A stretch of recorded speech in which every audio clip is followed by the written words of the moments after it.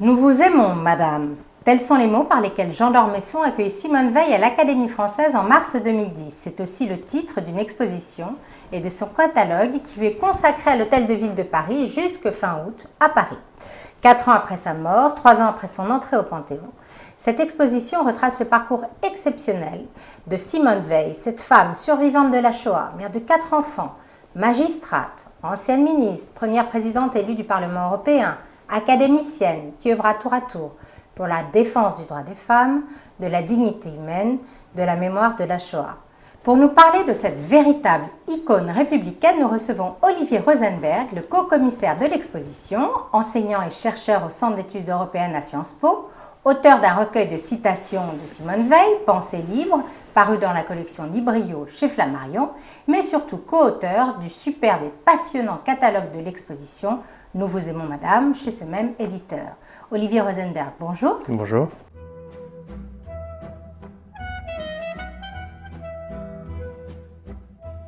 Alors, dites-nous d'abord comment est née l'idée de faire cette exposition. Pourquoi cette exposition à l'Hôtel de Ville aujourd'hui? Donc c'est une volonté de la maire de Paris, Anne Hidalgo, et de son adjointe à la mémoire sous la précédente mandature, Catherine Vieux-Charrier, sachant qu'il y a des expositions régulièrement, les grandes expositions gratuites de la mairie. Oui, c'est ce que dit Anne Hidalgo. Nous défendons les valeurs de la dignité humaine, de la mémoire, le droit des femmes. Donc Simone Veil avec toute sa place dans une exposition de la ville de Paris.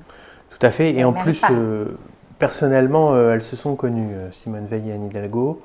Simone Veil et son mari Antoine avaient créé un club qui s'appelait le Club Vauban, du nom de leur domicile, place Vauban, où se côtoyaient des personnalités de gauche et de droite, plutôt centristes. Et jeune élue, Anne Hidalgo fréquentait ce club, elle a bien connu Antoine par exemple, donc je crois qu'il y a aussi cette dimension personnelle dans la volonté de la mère. C'est une exposition réalisée en partenariat avec les Archives nationales et c'est aussi une manière de découvrir un fonds des archives inédites, en tout cas pour le grand public, qui viennent notamment du fonds privé de la famille Veil, dont s'occupe, je crois, la co-commissaire de l'exposition, le fonds Veil, Constance de Golemin. Il paraît que Simone Veil gardait tout. Est-ce que c'est vrai? C'est dur à dire, mais c'est vrai qu'on trouve dans ce fonds, donc il y a 80 mètres linéaires, ce qui est beaucoup, ce qui n'est pas non plus exceptionnel, mais ce qui est beaucoup. C'est donc une exposition à la fois thématique, avec les grandes caractéristiques de cette femme, donc l'enfance, l'étudiante traquée avec la guerre, ensuite la ministre, l'européenne, et enfin la porteuse de mémoire, je ne sais plus quelle est la témoin. La témoin, merci. Mais surtout très chronologique, qui débute à Nice, donc dans les années 20, et là on découvre des photos de famille qu'on n'avait jamais vues. Je rappelle que Simone Veil est née dans une famille bourgeoise à la fin des années 20, juive, mais très laïque. Elle était d'ailleurs au scout laïque. Oui, et pas religieuse, même pas pratiquante, c'est-à-dire qu'il n'y avait pas d'éducation religieuse. Donc, les deux fils de Simone Veil nous ont ouvert leurs albums de famille, leurs cartons, leur boîte à chaussures de photos, et on a pu puiser comme ça. Ce sont des photos qui, de la vie générale, sont très belles, très émouvantes. Ce sont des photos d'un paradis perdu, puisque cette famille va connaître le sort atroce qu'on sait de la Deuxième Guerre mondiale. Elles sont d'autant plus poignantes, donc il y a différentes photos sur la promenade des Anglais, cette promenade qu'on connaît tous, ou sur la plage. On voit la mère de Simone et ses 4 enfants. Et voilà, c'est ce genre de photos que je retiens parce que, encore une fois, ce bonheur va avoir un terme à partir de 1940. Sa mère, donc, fondamentale pour Simone, elle se réfère toujours à elle. Tout au long de sa vie, elle dit qu'elle n'aurait jamais pu être qui elle est sans avoir toujours sa mère symboliquement à ses côtés. Oui, très attachée à sa mère. Elle va être déportée avec sa mère et elle va voir sa mère mourir, donc ça crée aussi un lien d'autant plus fort. Sa mère était une bachelière des années 20, ce qui était assez rare pour l'époque. La sœur de sa mère, donc la tante de Simone, était médecin. Donc les femmes étaient plutôt en avance dans la famille Steinmetz. Et ça va marquer Simone sur l'idée que les femmes doivent faire des études. Sa mère regrettait de ne pas avoir travaillé, donc Simone va dans les années 50, mettre tout son poids pour elle-même travailler. Donc le modèle de sa mère sera présent par-delà la mort de sa mère tout au long de sa vie et même jusqu'à la fin. Son père architecte aussi, qui lui a inculqué le goût de l'effort et de la culture classique, que ce soit la musique, mais surtout la littérature. Ah oui. Et c'était sa manie. Grand patriote aussi, qui a fait la Première Guerre mondiale, décoré par Pétain lui-même. Oui. On arrive dans les années sombres, la guerre se profile, elle est adolescente, bonne élève, scout, laïque, avec ses 2 nattes reconnaissables sur les petits fascicules de scoutisme. L'exclusion du lycée, elle qui dit « moi je suis là depuis la maternelle », c'est sa première grosse blessure. Oui, c'est de très voir beau. ses camarades aller à l'école et elle d'être obligée de rester à la maison. Elle va quand même passer son bac grâce à ses professeurs sous un nom d'emprunt. Non, alors elle se cache sous un nom d'emprunt, Simone Jacquier, et elle passe son bac sous son véritable nom, de Simone Jacob. Elle le passe et le lendemain, traque sauvage de la Gestapo dans les rues, elle est arrêtée, le lendemain du bac. Est-ce qu'on sait s'ils ont été dénoncés ? Parce que toute sa famille, presque sauf Denise, je crois, finalement, va être arrêtée. Oui. Alors, pour le reste de sa famille, c'est un concours de circonstances. En fait. Simone Veil est arrêtée en premier, prévient un ami de prévenir la famille que les faux papiers sont de mauvaise qualité, et cet ami est suivi. Et donc, comme un fil, tout le reste de la famille sera arrêté, ce qui fait que Simone Veil en gardera une forme de culpabilité toute sa vie d'avoir été la première à être arrêtée. On arrive dans les années terribles de déportation. Elle a réussi à rester avec sa mère et sa sœur, Milou. Elles vont passer par 3 camps, Auschwitz-Birkenau, Bobrek, puis à la fin de la guerre à Bergen-Belsen. Elle dit qu'elle était plus dure que les autres membres de sa famille, que sa sœur Milou et que sa mère, qui étaient trop gentilles, et que cette dureté qu'elle avait déjà les a en quelque sorte un petit peu sauvés, en dehors de sa beauté qui l'a fait remarquer dans les camps. Qu'est-ce qu'elle voulait dire par dureté ? Elle donne souvent des anecdotes sur le fait de faire attention à ne pas se faire voler sa gamelle, ou lors des terribles marches de la mort, de repousser des gens qui s'appuieraient sur elle ou sur sa mère. Donc c'est ce genre d'anecdote. Et visiblement, elle en sentait une petite forme de culpabilité sur cette dureté d'elle-même qu'elle avait découvert. Après, Simone Veil était très scrupuleuse sur la vérité de cette déportation. Donc elle ne dit pas que cette dureté l'a sauvée ou que sa beauté l'a sauvée. Elle dit avant tout qu'elle a eu de la chance. Et puis il y a eu quelques facteurs en plus qui ont pu aider à cette chance, la dureté et sa beauté. Elle survit à la guerre. Sa mère meurt 1 mois avant la libération des camps de typhus et d'épuisement. Un courage inouï quand on y pense, puisque donc elle, tout de suite, malgré le désespoir, elle rencontre Antoine Veil, son mari et compagnon de 67 ans, jusqu'à sa mort. Elle fait des études, tout en ayant des enfants. Elle fait Sciences Po. Elle devient magistrate. Juste avant cela, son mari fait un stage en Allemagne. Et donc, elle accompagne son mari en Allemagne, juste après la guerre. Et là où on ne l'attend pas encore, Simone Veil, elle qui n'a pas beaucoup d'humour, et on peut comprendre pourquoi, elle écrit aux autorités allemandes et à l'usine Siemens où elle a travaillé quand elle était déportée, pour leur dire « je suis une ancienne ouvrière ». Donc elle veut déjà témoigner juste après la guerre et faire revendiquer ses droits de déportée politique. Oui, elle écrit pour obtenir réparation, ce qu'elle obtiendra bien plus tard. Là, c'est une première lettre dans les années 50, 52. Ce qui est assez drôle, on le met dans le catalogue, c'est le PS où elle met que, vu qu'elle est à Stuttgart, et elle met « ayant quelques titres à me considérer comme une ancienne de vos établissements », ce qui est assez savoureux parce qu'elle a été esclave à Auschwitz pour eux. Elle demande à visiter une usine, on ne sait pas si elle l'a fait. On ne sait pas si elle l'a fait. Vu la tournure de l'expression, c'est peut-être son mari qui en est à l'origine. Le séjour n'était pas douloureux, et puis sur le fond, Simone Veil est convaincue que l'après-première guerre mondiale a été mal gérée, qu'il faut faire autrement pour éviter à nouveau un conflit. Que ça passe par une réconciliation avec l'Allemagne. Donc sans naïveté, sans oublier évidemment ce qui s'est passé, je pense qu'il faut plutôt tendre la main. Il faut une sacrée force de caractère, hein, parce que donc cela préfigure déjà ce qu'elle deviendra, c'est-à-dire la première présidente élue du Parlement européen qui prône la réconciliation entre les peuples et une union très forte et pacifique entre les peuples européens. Au fond, ça part d'une conviction très pessimiste, qui est que la guerre est inévitable si on ne fait pas un effort sur soi par de la construction institutionnelle pour construire l'Europe. Je vous ai dit qu'elle devient jeune magistrate, elle demande à aller dans les institutions pénitentiaires pour s'occuper du sort, pour redonner de la dignité aux prisonniers. C'est évidemment lié à ce qu'elle a vécu en camp de concentration. J'imagine qu'il y avait peu de candidats pour inspecter les prisons à l'époque. Oui, peu de femmes. Peu de femmes. Oui. Elle va devenir une vraie militante de cette cause. Non pas contre la prison, mais de la dignité des prisonniers. Concrètement, chaque semaine, elle visite des prisons en France, elle fait des rapports sur les mauvais traitements, elle se bat pour obtenir un camion de radiologie ou un camion de librairie.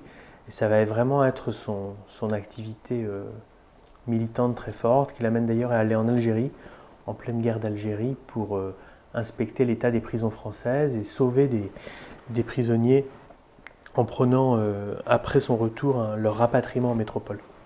Sous Pompidou, puis sous Giscard, donc elle est ministre de la Santé, elle n'a peur de rien, et donc il y a la fameuse loi de dépénalisation de l'avortement. Ce courage, elle était obligée de l'avoir parce qu'elle avait survécu, elle était obligée de faire quelque chose de sa vie. Sa copine de camp, Marcel Loridan-Ivens, dire on vit du rab. Mm-hmm. Donc il fallait faire quelque chose de ce rab. Écoutez, je ne sais ce pas, courage. C'est tentant de réécrire l'histoire. Il semblerait qu'elle avait déjà, comme on l'a dit, un caractère trempé avant la guerre, qu'elle avait déjà ce modèle de sa mère qui leur disait de travailler aux petites filles avant la guerre. Donc je crois que ce n'est pas uniquement la déportation qui a fait la Simone Veil qu'on connaît, mais il est certain qu'elle avait peur de rien. Quand il y a la loi sur l'avortement, il y a des manifestations devant l'Assemblée, des catholiques intégristes. Et elle arrive en voiture et son chauffeur veut trouver une autre entrée. Elle dit non, arrêtez-vous là, et elle elle fend la foule. Parce que, voilà, rien ne lui fait peur. Parce qu'elle est aussi sûre de ce qu'elle fait, de ses convictions, et donc elle n'a pas à s'en excuser. Donc, Parlement européen 79, elle redevient ministre sous Balladur, aux Affaires sociales. Oui, et à la santé. En 2001, elle est la fondatrice, finalement, la présidente de la Fondation pour la mémoire de la Shoah. Est-ce que vous pensez que sans Simone Veil, il n'y aurait pas eu de Fondation pour la mémoire de la Shoah? Non, je ne le pense pas, parce que la Fondation pour la mémoire de la Shoah, elle est vraiment issue des travaux de la commission Matteoli directement. Son financement vient des conclusions de ce rapport. Donc la Fondation aurait existé de toute façon. Est-ce qu'elle aurait eu la même crédibilité? Simone Veil, oui, par son ampleur, par son aura, par son charisme également, lui donne d'emblée une dimension très importante. En cette année, Simone Veil va faire le tour du monde, vraiment le tour du monde. New York, Washington, Jérusalem, Saint-Pétersbourg, Varsovie, et tenir en tant que présidente de la Fondation des discours qui font date, qui ont d'ailleurs été édités, qui sont des discours qui méritent d'être lus parce que souvent assez complexes. Elle est par exemple, évidemment, pour qu'on se souvienne de ce qui s'est passé, mais très tôt elle dit l'expression devoir de mémoire, ce n'est pas une expression très intelligente parce que ça impose l'idée qu'il y a un devoir. Vous vous souvenez aussi peut-être qu'elle s'était opposée à l'idée de Sarkozy, pourtant elle aime beaucoup Sarkozy, que chaque écolier français parraine la mémoire d'un enfant mort en déportation. Directement, elle a dit non, on ne peut pas imposer cette tristesse-là à des enfants. Ce qui montre bien que c'est ce qui est intéressant chez Simone Toujours Veil, assez anticonformiste finalement. Anticonformiste, elle est très aimée, c'est une sorte d'icône républicaine comme on le dit à la fin, et pourtant elle n'est pas tiède, quoi. Elle Alors ose c'est dire justement non pourquoi, quand il le faut. d'après vous, donc ensuite consécration ultime, avant le Panthéon, qui est la consécration des consécrations, elle rentre à l'Académie française. Oui. Elle a dû avoir une pensée pour son père qui aimait tellement la littérature. Et d'ailleurs, elle fait graver sur le sabre, l'épée qu'elle reçoit à l'Académie française, son numéro de matricule d'Auschwitz, pour que, en fait, tous les moments forts doivent être gravés dans l'acier, les moments forts de sa vie. Il y a beaucoup de choses sur cette épée. En quelques centimètres, il y a un condensé de symboles. Il y a la devise française, la devise de l'Union européenne, les flammes des fours crématoires. C'est très chargé. Très chargé. Pourquoi est-elle devenue cette icône républicaine, d'après vous? Bon, comme dans toute admiration, il y a une part de mystère, mais c'est vrai qu'on peut essayer de le creuser et de l'élucider. Il y a d'abord la question des femmes. Ça a été vraiment la première femme politique en France. Non pas une des premières, mais la première, celle qui a ouvert la voie à toute une génération, au fait qu'il y ait aujourd'hui près d'un député sur deux qui soit une femme. Donc elle a joué un rôle de pionnier qui lui a valu l'admiration de beaucoup de femmes, mais aussi beaucoup d'hommes. Ensuite, il faut voir que l'admiration qu'on lui porte aujourd'hui en France, en 2021, elle est un peu le pendant du rejet de... 74. Non, du rejet qu'on a aujourd'hui dans la population pour beaucoup de dirigeants politiques. Donc on admire en elle ce qui manque un peu, dont on peut avoir l'impression qu'il manque pour des dirigeants politiques. Une forme de courage, un attachement à faire plutôt qu'à paraître. Simone était vraiment une femme de réalisation. On connaît l'avortement, mais il y a beaucoup de dossiers. Prenez par exemple le handicap vieillesse ou les chartes des malades dans les hôpitaux. Beaucoup de dossiers qu'elle a fait avancer par ténacité, par pugnacité. Et ça, c'est quelque chose qu'on aime. On aime aussi, je crois, son côté non sectaire. C'est une femme qui a fait le choix de participer à des gouvernements de droite, mais qui a des préoccupations de gauche. On sent bien que ça aurait un peu pu être l'inverse si les choses s'étaient passées autrement. Elle aurait pu être dans des gouvernements de gauche en étant l'aile droite. Donc elle est. C'est une femme libre en fait. C'est une femme libre et c'est une femme qui se défie des idéologies, du totalitarisme, tout en ayant, enfin sans être mièvre, tout en ayant des convictions très très fortes contre les communistes à différents moments de sa vie. Elle les aime pas et avant tout et avant cela même contre l'extrême droite. Et pourtant, elle dit qu'elle a commencé sa vie dans l'horreur et qu'elle l'a fini dans le désespoir. Est-ce qu'elle était malade quand elle dit ça? Bon, moi, je n'attacherai pas plus d'importance que ça à cette phrase, qui est une phrase dite par une personne âgée. Simone Veil meurt à 89 ans. À la fin de sa vie, elle a perdu un de ses fils, extrêmement difficile. Elle perd son mari. Et effectivement, elle est malade, disons, pour les 10 dernières années de sa vie, ce qui est quand même un long et important. Donc effectivement, elle a des phrases de désespoir à la fin de sa vie, mais qui me semblent plutôt de l'ordre de la nature des choses. En revanche, je peux noter que le souvenir de la Shoah, des persécutions qu'elle a subies, mais aussi en général les persécutions qu'ont subies les Juifs et les Tziganes, sont très présents, de plus en plus présents au fur et à mesure qu'elle vieillit. Et l'exposition se termine par la lecture d'un texte de Simone Veil, la lecture par Simone Veil d'un texte qu'elle a elle-même écrit sur son judaïsme, qui se termine en disant « Le Kaddish sera lu sur ma tombe », donc au soir de sa vie. Elle reconnaît l'importance de cette fidélité au judaïsme culturel et mémoriel. Et pour moi, c'est ça qui caractérise le crépuscule de sa vie. Que voudriez-vous qu'on dise en sortant de l'expo, après avoir lu votre catalogue, et s'il y avait aussi une citation, pour finir, que vous aimeriez citer d'elle? Ce que j'aimerais qu'on dise, c'est que, encore une fois, elle a fait des choses. Ça a été un symbole, Simone Veil, symbole des femmes, symbole des déportés. Mais les symboles, c'est un peu réducteur, parce que ça peut être un peu sois belle et tais-toi. En plus, Simone Veil était belle.